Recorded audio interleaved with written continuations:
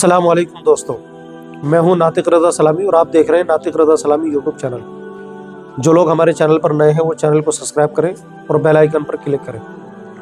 मैं जो आज आपके सामने एक घटना सुनाना चाहता हूं वो ऐसी सच्ची घटना है जिसने पूरे देश को हैरत में डाल दिया और हर आदमी सोचने पर मजबूर हो गया। ये घटना है 4 जनवरी 2025 की। ये घटना है बिहार प्रदेश के एक ज़िला जिसका नाम है पूर्णिया, और पूर्णिया ज़िला के एक थाना लगता है भवानीपुर थाना क्षेत्र के वार्ड नंबर 4 की। घटना तो काफ़ी दूर और दूसरे स्टेट की है, लेकिन उसकी गूंज सबसे ज़्यादा सुनाई देती है उत्तर प्रदेश के एक ज़िला इलाहाबाद में, जो अब प्रयागराज हो चुका है। दरअसल प्रयागराज का एक इलाका है जहाँ पर महाकुंभ मेला, जो कि परंपरा के हिसाब से 12 साल के बाद और जगह के हिसाब से इलाहाबाद में 144 साल के बाद लग रहा है। उसके लिए उत्तर प्रदेश सरकार की जितनी भी मशीनरी है सबकी सब उसकी तैयारी में लगी हुई है।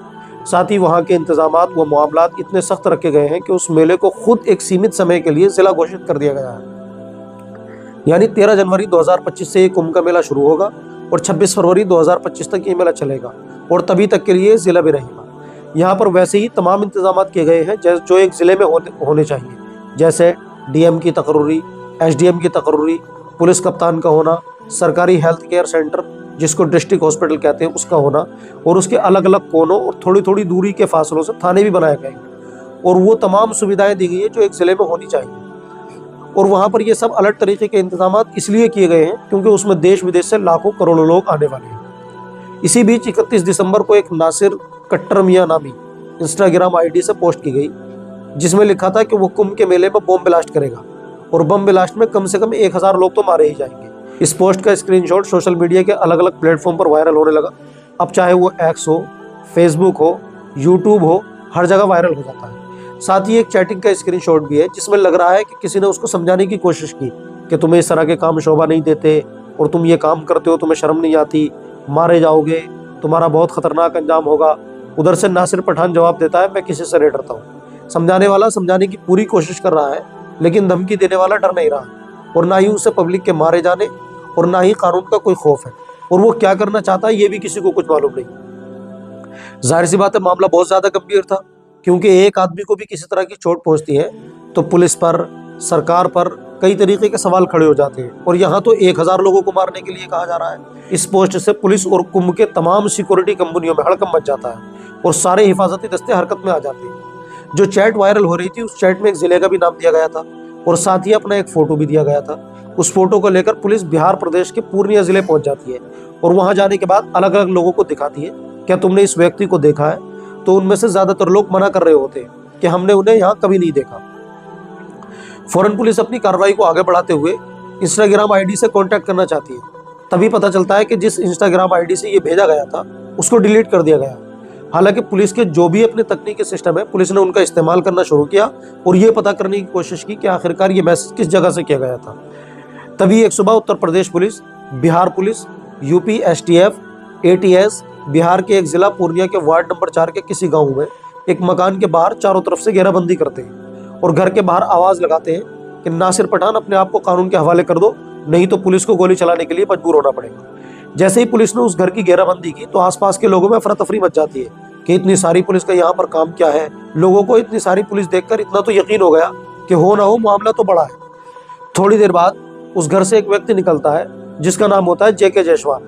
वो बाहर आकर कहता है, साहिब आप क्या नाम ले रहे हैं? ये घर तो मेरा है, मैं इस घर का मालिक हूँ, इस घर में ये आदमी रहते हैं। जब पुलिस ने ये बात सुनी तो पुलिस भी बड़ी हैरान हुई कि जो एड्रेस आईपी एड्रेस से ट्रेस हो रहा है उस एड्रेस पे कोई और रह रहा है, ये कैसे हो सकता है?